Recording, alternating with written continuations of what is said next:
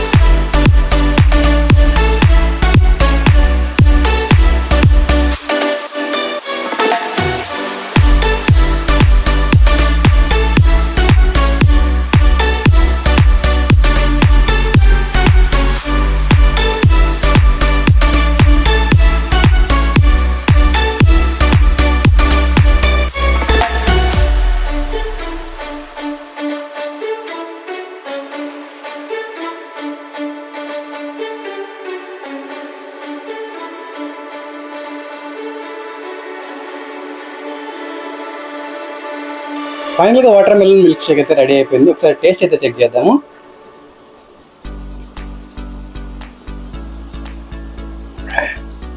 బాగుంది.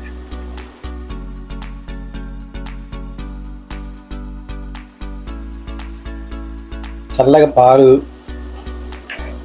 అలాగే water melon, ఇందులో కొన్ని సబ్జాలు కూడా వేసాం కదా, అంటే హీట్ ఏమన్నా కానీ ఓవర్ హీట్ తగ్గిపోద్ది అనమాట. అలాగే వెయిట్ లెస్ కూడా అవుతారు.